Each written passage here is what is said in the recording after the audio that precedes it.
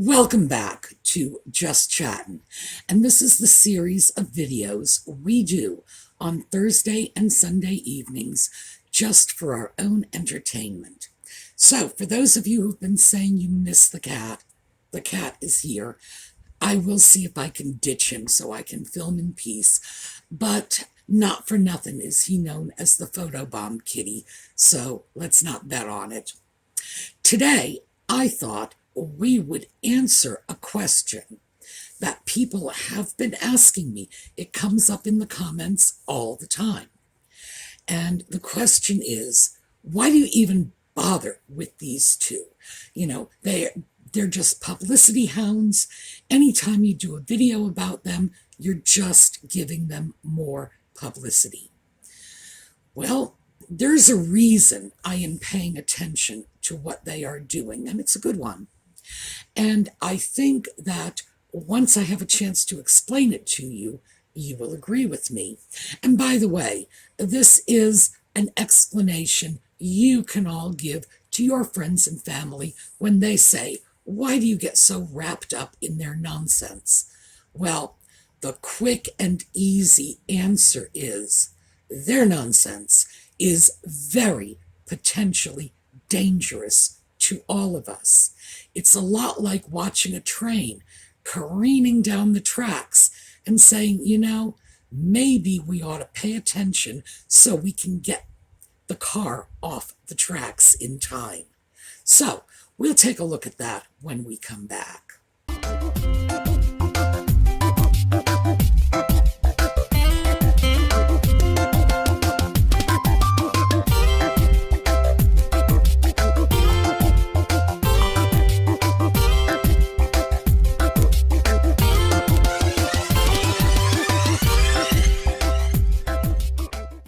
So, nutmeg and ginger. How could two brainless nitwits possibly be a threat to any of us? Well, they are. I've got 3 reasons I want to talk about today, and that is not to dismiss the many, many other things that they are up to that present dangers to everyone. Quick example of the stuff we're not going to deal with. Why don't we look at their photo ops? Going into a nursery school at the height of the pandemic, when everyone was in lockdown, when there was no vaccine, and parents couldn't even get into the nursery schools to see their own children. But Nutmeg and Ginger used their positions as members of the British royal family to jump the queue, so to speak, get in there, mucking around in dirt with other people's kids. And keep in mind, of course, this is the same couple who's screaming at the top of their lungs about the privacy of their own children. And here they are, height of the pandemic, with other people's children. Lord only knows how large an entourage they took with them and how seriously exposed those children were to COVID. Again, New York, same thing. Let us scream about privacy for our own kids, but we're going to throw your kids right out there in our photo op. We are going to be not even bothering to practice social distancing. We're going to have our arms around these kids. And again, who's to say how big the entourage was? And we have that as, although minor, because we are talking about a small group of children, but a very real risk that their publicity stunts are affording to other people's kids. And that's just one tiny example. When we get into the really dangerous stuff, what we're looking at is things like Nutmeg's letter to Congress. And that letter, for those of you who haven't seen it, here's the letter. It was written on behalf of the Duke and Duchess of Sussex. It says that right on the letterhead. And that means that anything she put into the letter about just being a concerned citizen, etc., is going to be secondary. Let's face it, the Duke and Duchess of Sussex is in huge, massive letters at the top. And I think there's a little crown in there too, isn't there? And the text is very small. So they are trading on their relationship with a foreign power in order to influence American politics. Now, we look at this and we say, oh, Americans, Canadians, Australians of the English-speaking world, we are all cousins, so to speak, at least culturally. Uh, we all come from the same place originally. Our country, Australia, Canada, were all at one time colonies of the UK. This is our legal history. This is our cultural history. It's our linguistic history. So we're not going to consider ourselves enemies, right? Well, let's not lose sight of the fact that although we're all friends today, it wasn't always the case. We had a significant war with Canada that most Americans are not aware of, but most Canadians can tell you all about it. And we had 2 wars with Great Britain. We have not always been on the same side. By the way, we've never had a war with Australia. So, Australians, yeah, we love you. The fact is that just because we are all close friends and allies today does not mean we don't have divergences, does not mean that we as Americans should be telling you, as Canadians, as Aussies, as Brits, how you run your country. And of course, we expect the same back. Don't tell us how to run ours. Now, please understand, I know that the people of Great Britain and the Commonwealth countries are not responsible for Nutmeg and the sock puppet. But not everybody is 100% clear about that.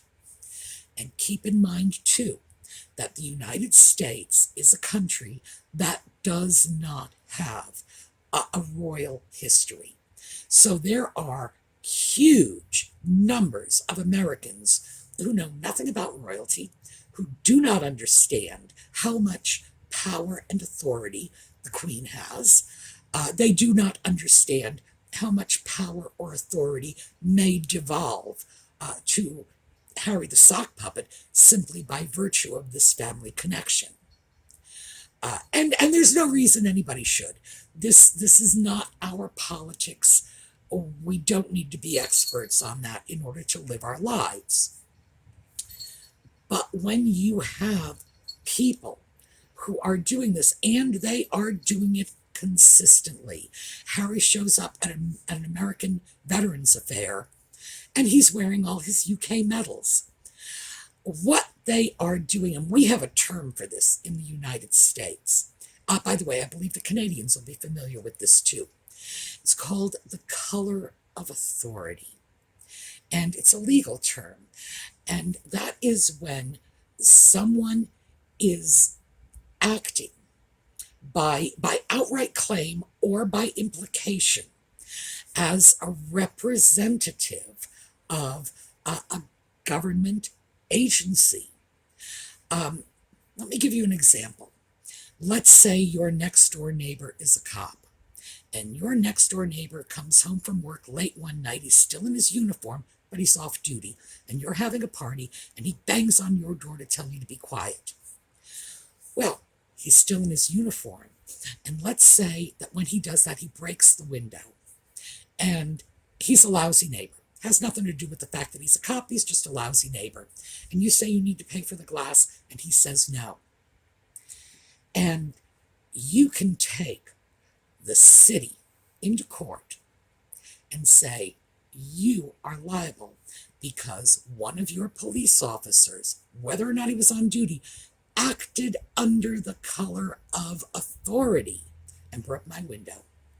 What it says, in effect, is that it's reasonable for a person to perceive that someone who is associated with some sort of government entity is representing that entity, even when they're not.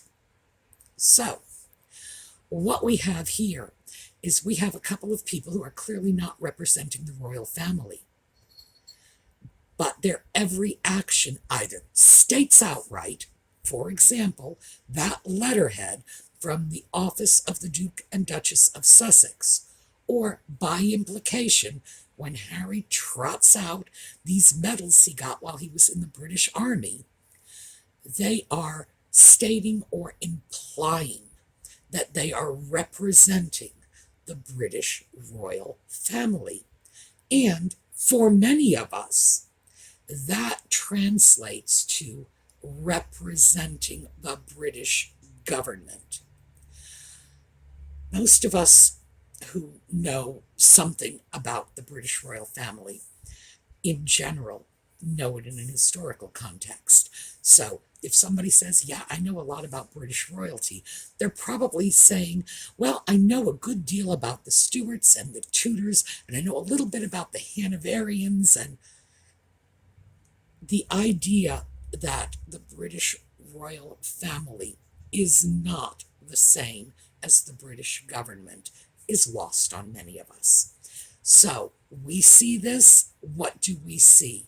We see the British government in the persons of the Duke and Duchess of Sussex telling our legislators how to vote. Wrong. This is wrong. This is why the British royal family doesn't meddle in politics. This is why the Duke and Duchess of Sussex have no business meddling in politics. Now, Nutmeg is an American citizen. She can meddle in politics as much as she wants, as long as she is not doing it in her capacity as Duchess of Sussex. But of course, once you take that away from her, who cares what she says?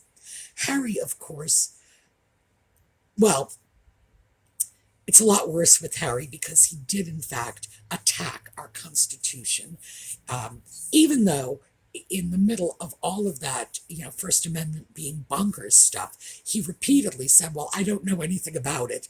Well, Harry, we know you don't know anything about it, but he's still meddling in our politics, and this is dangerous. There's a reason that countries do not allow foreign nationals, certainly not representatives of foreign governments, to poke around in their halls of government. And for us, that's been enshrined in law for more than 200 years. So that's number one, huge danger. And by the way, if we pull back and look at this from a more human and less grandly political point of view, all it really does is engender bad feelings. I love our British and Canadian and Australian, or especially our Australian cousins. But I have to tell you, when Harry said the First Amendment was bonkers, my first thought was, son, let me introduce you to the Second Amendment. The fact is, for me, and for a lot of people, these are fighting words. This is something that drives us, to the brink of crazy thinking. Because remember, the First Amendment is our freedom of speech. It is our freedom of worship. It is our freedom of assembly. It is our freedom of press. These are rights that were so important that they were the first to be enshrined in the first 10 amendments, the Bill of Rights. Pivotal for us. So what ends up happening is it engenders bad feeling. And the temptation to say, these Brits are in our country, and tar the whole nation. of Great Britain with the same brush. It's there. It is definitely there. And that's what ends up happening in situations like this. It's not accurate, it's not right, but when you attack the foundations of other people's way of life, that's the reaction you're going to get. Number two, the finances. And we just recently went through this. When Harry and Nutmeg were planning to leave, when Megxit was in the works. Now, this happened 6 months before they actually left. So, for anybody who says, oh, well, they were pushed to it and no, this was planned. Clearly, they separated the finances a full 6 months before they left. They knew what they were doing. In June 2019, Harry and William, who had this charitable foundation, the Royal Foundation of, I guess it was the princes initially, because they weren't made dukes until they married. This is in 2009. They had established this charity. Then it subsequently became the Royal Foundation of the Duke and Duchess of Cambridge, and then the Royal Foundation of the Duke and Duchess of Cambridge and the Duke and Duchess of Sussex. It went through a lot of name changes. This was a charity that had existed for 10 years at the time that Megxit was being planned.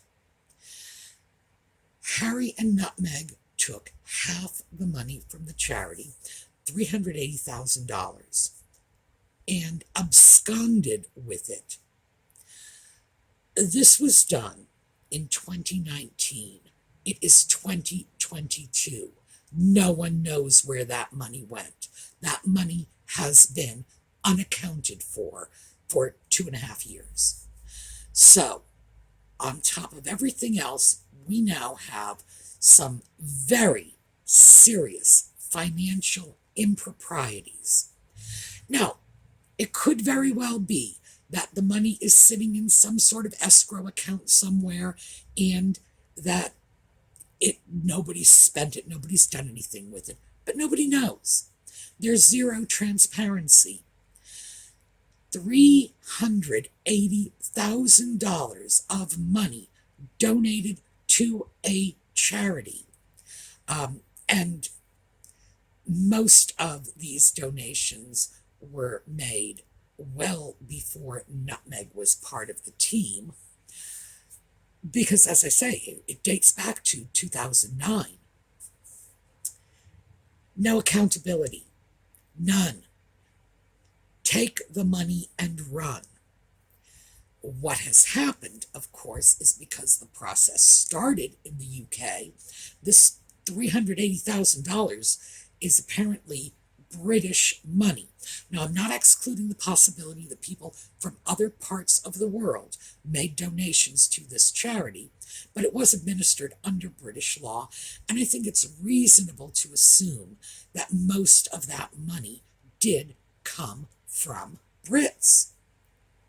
Gone, half of it gone, unaccounted for, no accountability. Skip to the US. I'm not even sure if they have declared the money in the US. Archewell hasn't declared it. Apparently some of it was put in Travelist. I'm unable to find any declaration of that. There is a money trail that you do not need to be a forensic accountant to see what happened, because this was all done in the public eye. So what we have at this point is what could very well be a massive fraud, a massive embezzlement, and we don't know. Now, I can't say for certain I have any idea what they did with the money. The problem is, with zero transparency, there's no reason to assume anything other than embezzlement or fraud. In general, when people are not ashamed of what they are doing and not trying to hide it, especially if it's charity, they're very open about where the money is. It should be a very easy matter to follow that $380,000 from the time it left that joint charity to wherever it ended up to today. Nope, nobody's been able to do it. And I have been looking at this. I've been researching it. I have been following other YouTubers who have also been researching it. They're not finding it either. Um, keep NYC Mega Trash Free. And I keep saying I'm not going to do shout outs for that channel. I'm not. This is not a shout out. This is a person who does some very thorough research. Well, she hasn't found it either. And if she can't find it and I can't find it and Charity Watch can't find it, makes you wonder where it is. That is yet another danger, because what we're talking about is people who are high profile, claiming that they are running a charity, taking people's money and not accounting for it in any way. I would say, yeah, that is a serious danger. That needs to be watched. Number 3 on my list of Nutmeg and the Sock Puppet's greatest hits: allegations of racism, of misinformation, of fake news in response to anything they don't like. They have labeled the entire country of Great Britain as racist. I thought that was absurd. No one would ever take that seriously. I don't know if I mentioned this before, but I had been speaking about this to a friend, and her immediate knee-jerk response was, well, all the Brits are racist anyway. I was like, what? That's the problem. People believe this. They see the headline, they watch Oprah, and they believe the narrative. And this is a false narrative. Now, obviously, I told my friend that she was seriously misinformed, that not all the British are racists. They probably don't have any more racists than we do or anybody else does. You know, you are going to find people with inappropriate attitudes everywhere. You're not going to walk into any country. You're probably not even going to walk into any neighborhood anywhere in the world and just find nobody has anything but love in their hearts for their fellow man. Oh, and I shouldn't even say that because that's sexist. They're fellow humans. You're not going to find that. But when someone comes out on national television and starts saying, oh, well, my baby isn't a prince because he's brown, which is, that's what was said. Harry's relatives were questioning the color of our baby when I was pregnant. That's what she said. And now, mind you, Harry had a rather different story. They can't even keep their stories straight, which should be our first indication that it's not true. And as we all know now, the reason that little Archie is not a prince, and some of us certainly hold to the notion that it's because he's a little vinyl doll, but the reason he's not a prince is simply because only the grandchildren of the monarch will be princes. He's a great-grandchild. It's not going to happen, not until such time as Charles is king, and may that be many, many, many years in the future, because I like the Queen. Even then, who knows? Charles has gone on record saying he wants to scale down the monarchy. Good for him if he does. But when stories like this, false stories, these are lies. Lies. It is not true that Archie was not made a prince because of the color of his skin. That is just, it's a total fabrication.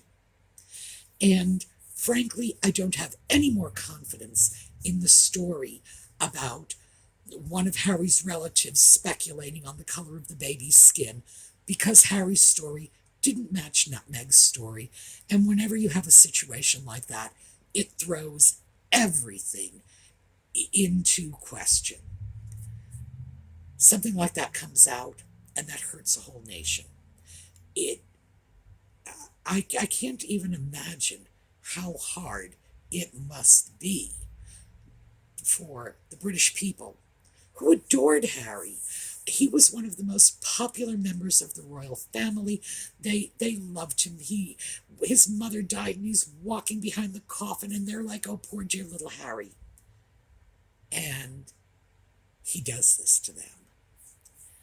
Well, it's not just that sort of pain and betrayal. And by the way, I am certain there is a lot of pain and betrayal in this. You throw around highly inflammatory charges like racism. Throw it out on an entire nation, throw it out on an entire family, the royal family. You're going to polarize people. This is not something anyone should do lightly. Well, no one should do it at all. If you make an allegation like that, you really need to be on very, very solid ground. And Nutmeg and Ginger were not. It polarizes people.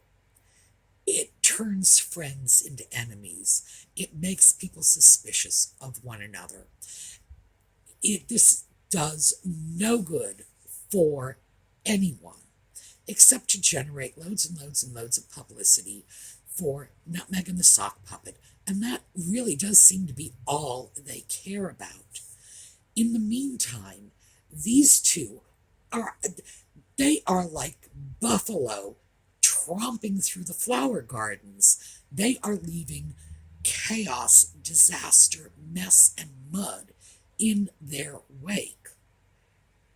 And they're just walking away, not even giving it a second thought. And that's dangerous culturally, because of course we don't need to have the American public, like my friend was, thinking that the British people are Neanderthals, that they're living back in the 17th century. Yeah, we have enough of that thinking without anybody inflaming it. So yes, dangerous, very dangerous. So why do I keep tabs on what they're doing? Well, like I say, it's like a train careening down the tracks. You want to make sure you're not in its path, because they are destroying everything in their paths. But there's another reason too. Channels like this on YouTube allow the people who have been injured by this chaos, the Brits who are unhappy at being called racist, the Brits who are unhappy seeing what's happened to their royal family. The Queen is 95 years old, for heaven's sake. As I've said many times, she has been Queen for my entire life. And in case you hadn't noticed, I'm no spring chicken. They have an opportunity to have their voices heard. You have the opportunity to comment on the videos, and I encourage it. Most YouTubers do. I encourage it. Comment. We want to hear from you, and we are here to validate you, because you're not crazy when you're sitting around saying, how can they do this to us? You know, we loved him. How can he turn on us like this? This isn't about you. This is about him. He's got the problem. You don't. And channels like this give you an opportunity to have your voice heard. And that is important, because if Nutmeg and Ginger have their way, you know they're going to silence every voice but their own. That seems to be their goal. All right, So, hopefully, that has given you some clarity, at least on why I'm doing this. You now have some reasons you can take off to your friends and relatives when they say, "Why are you watching them?" You can say, "Wait a minute, you don't understand how dangerous they are." All right, we still have giveaways going on. Go on over, check out the Sumi's Angels Facebook page. As I say, giveaways are going on until the giveaway stuff is gone. Meantime, we'll be seeing a slideshow on the way out. I will see you over the weekend for thrifting videos, and then Sunday night for more Just Chattin'. All right, have a terrific day.